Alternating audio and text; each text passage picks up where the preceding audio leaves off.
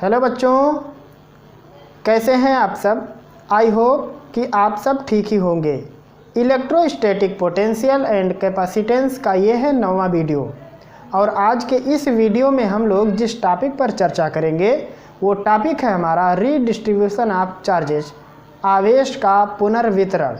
यानी अगर दो कैपेसिटर एक दूसरे से कनेक्ट कर दिए जाएं या दो कंडक्टर एक दूसरे से कनेक्ट कर दिए जाएं तो कनेक्ट करने के बाद कितना आवेश एक से दूसरे पर ट्रांसफ़र होगा वो हम कैलकुलेट करेंगे। दोनों का उभयनिष्ठ विभव क्या हो जाएगा वो हम लोग कैलकुलेट करेंगे। और फिर हम लोग एक और चीज़ सीखेंगे कि अगर हम लोग दो कंडक्टर किसी कंडक्टिंग वायर से कनेक्ट कर दें जिसका प्रतिरोध नगण्य हो और जिसकी कैपेसिटेंस नगण्य हो, मतलब वो जो वायर जिस वायर से कनेक्ट करते हैं, तो फिर ऊर्जा ह्रास यानी लॉस ऑफ एनर्जी कितनी होगी, यानी एक से दूसरे में कनेक्ट करने के बाद कितनी एनर्जी का लॉस होगा। आज हम लोग ये 3 टॉपिक पर चर्चा करेंगे। पहला है आवेश का पुनर्वितरण, मतलब आवेश किस प्रकार से विभाजित होगा। दूसरा होगा दोनों का उभयनिष्ठ विभव कितना हो जाएगा अगर दो कंडक्टर एक दूसरे से ज्वाइंट हो जाएं। और तीसरा हम लोग पढ़ेंगे कि ऊर्जा में हानि कितनी होगी, कितना ऊर्जा नष्ट हो जाएगा। ये कुल 3 पॉइंट हैं। तो ये है आपका चैनल सीक्रेट S5 ट्यूटोरियल और मैं यश खान आपका स्वागत करता हूं अपने इस चैनल में। तो बिना देरी किए शुरुआत करते हैं आज का video, redistribution of charges. Topic है आज का हमारा रीडिस्ट्रीब्यूशन ऑफ चार्जेज, यानी आवेश का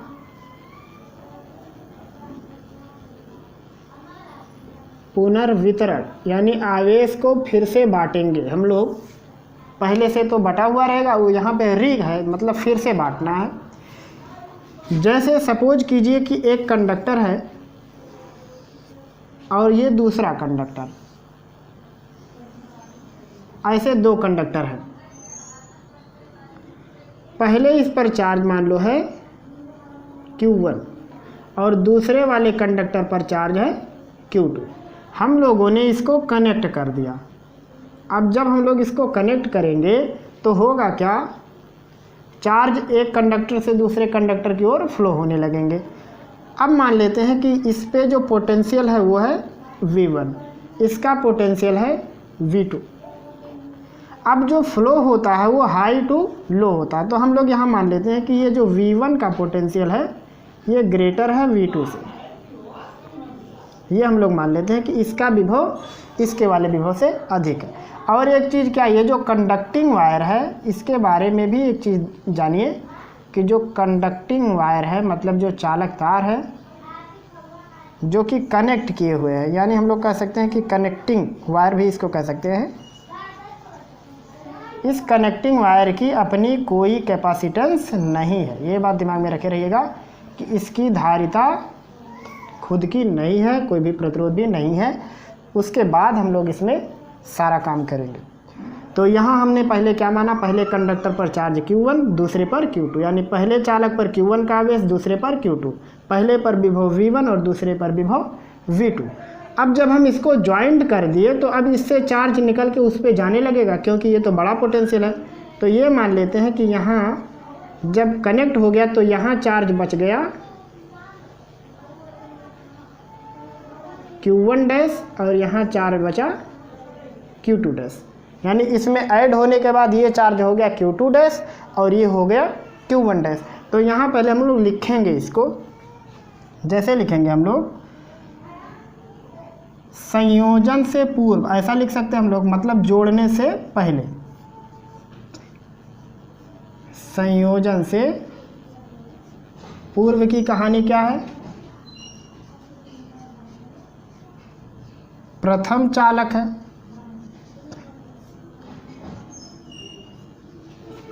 प्रथम चालक गोला हमने लिया तो गोला ही लिख सकते हैं, कुछ भी हो सकता है। प्रथम चालक गोले पर आवेश Q1, विभव V1 और इसकी धारिता मान लेते हैं कि धारिता है C1। ये हो गया प्रथम का। अब फिर लिखेंगे द्वितीय का,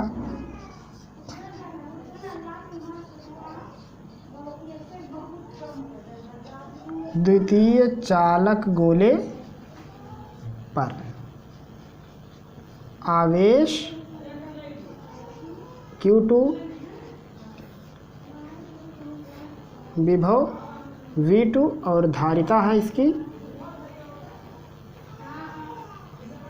C2। दूसरे वाले का कैपेसिटेंस C2, वोल्ट यहाँ पे V2 और चार्ज Q2। ये हो गया। अब अगला हम लोग लिखेंगे संयोजन के पश्चात, जब हम लोगों ने इसको जोड़ दिया, संयोजन के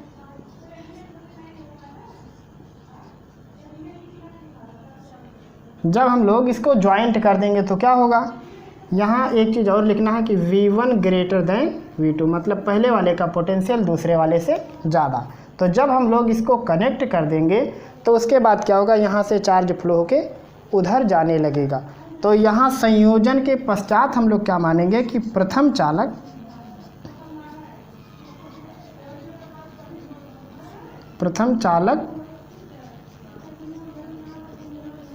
गोले पर आवेश मान लेते हैं Q1 डैश हुआ जोड़ने के बाद,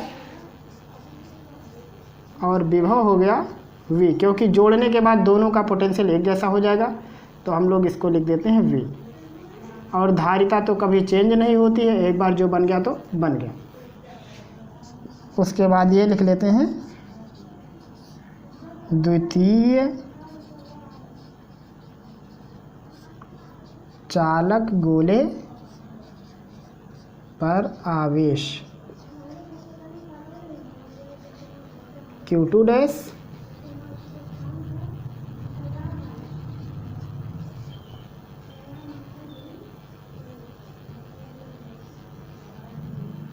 और धारिता C। ये हो गया पहले चालक का और ये दूसरे चालक का। अब एक चीज़ और दिमाग में रखिए कि जोड़ने से पहले जितने चार्ज थे वही चार्ज जोड़ने के बाद भी तो होंगे। तो यहाँ जोड़ने से पूर्व यानी संयोजन से पूर्व हम लोग लिख सकते हैं कुल आवेश, तो संयोजन से पूर्व कुल आवेश कितने थे, Q1 प्लस Q2। और यहाँ संयोजन के पश्चात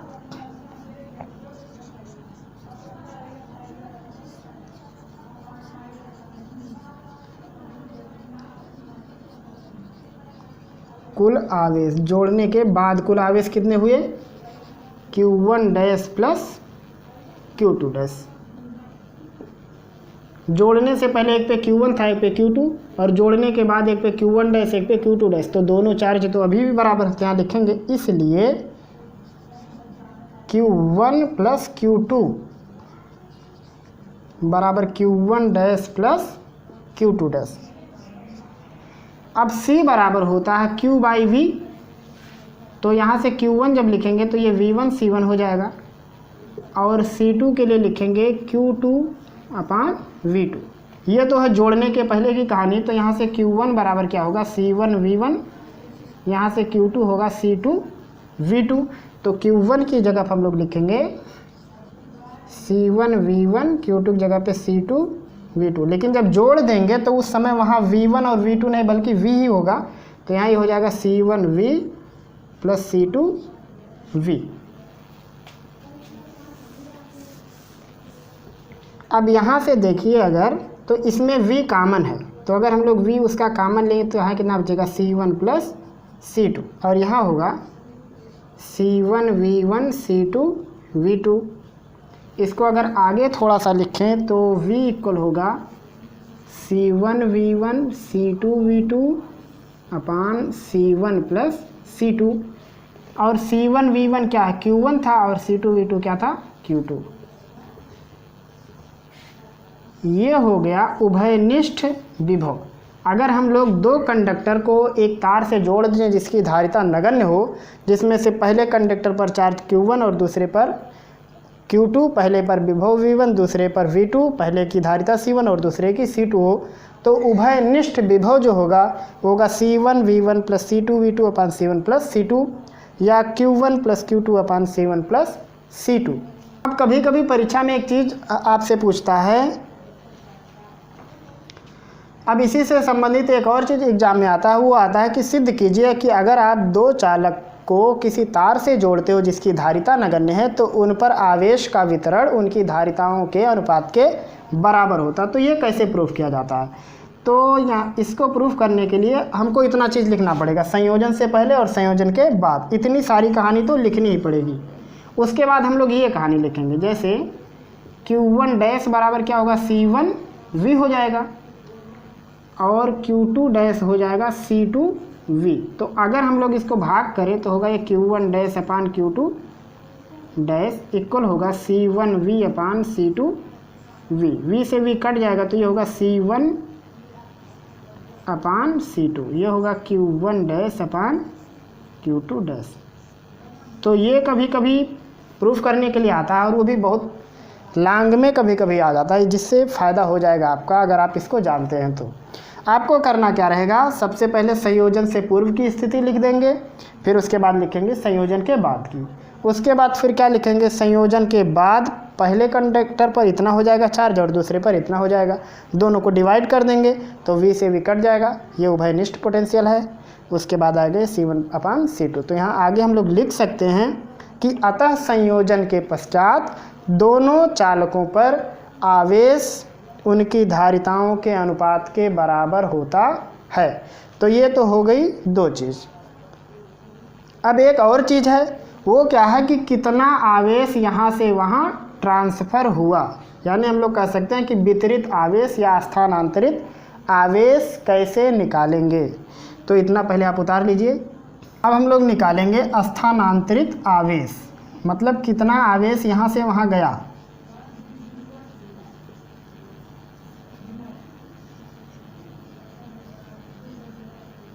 तो स्थानांतरित आवेश कैसे निकालेंगे, मान लो कि यहाँ से डेल्टा Q चार्ज गया है, तो ये क्या होगा, पहले कितना था बाद में कितना बचा, यही तो घटा के निकालेंगे।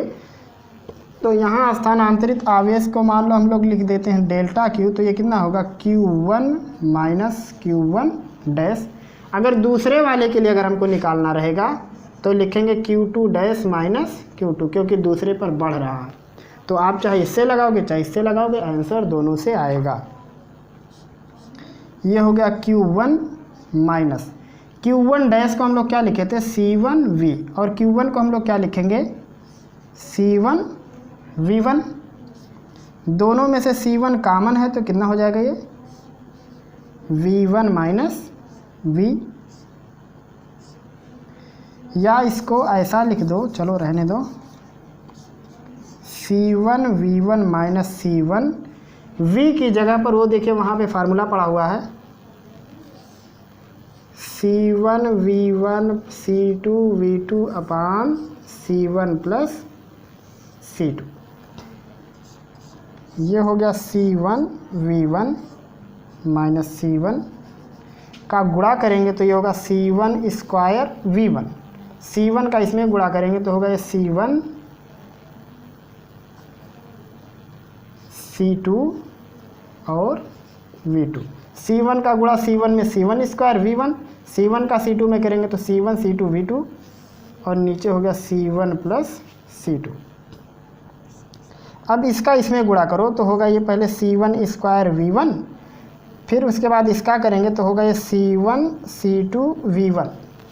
अब माइनस अंदर लेके जाएंगे तो होगा C1 स्क्वायर V1, ये प्लस भी माइनस हो जाएगा, C1 C2 V2। नीचे होगा C1 प्लस C2।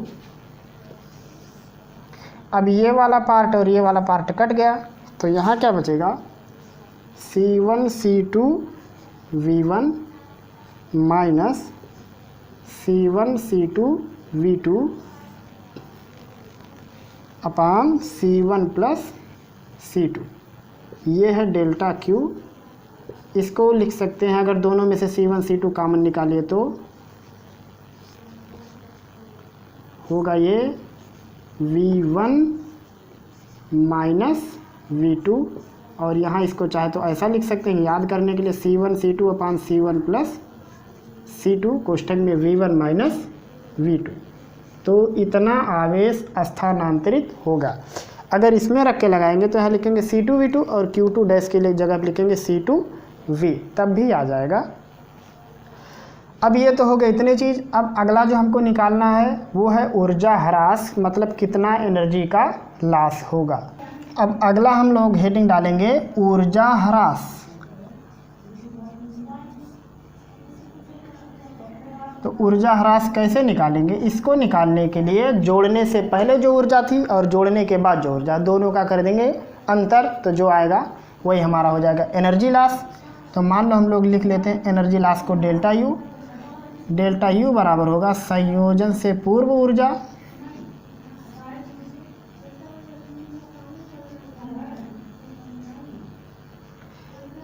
माइनस होगा संयोजन के पश्चात ऊर्जा।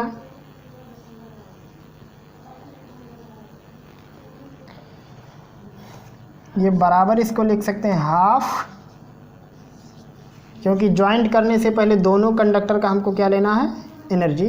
तो ये होगा C1V1 square plus half C2V2 square minus हो गया half C1V square plus half C2V square, क्योंकि दोनों का पोटेंशियल एक जैसा हो गया था।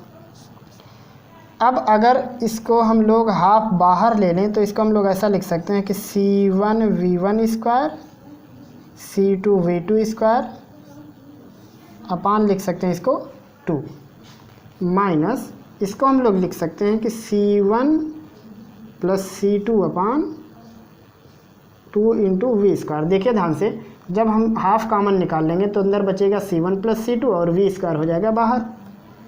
तो अब इसको लिख सकते हैं हम लोग C1V1 square C2V2 square upon 2 minus C1 plus C2 अपान 2, और V स्क्वायर की जगह पर लिखना हमको, देखिए यहाँ पे वैल्यू पड़ी हुई है C1V1 C2V2 अपान C1 प्लस C2 का होल स्क्वायर। तो जब इसका वर्ग करेंगे तो एक से एक तो कट जाएगा, तब ये बचेगा C1V1 का स्क्वायर C2V2 का स्क्वायर अपान 2 माइनस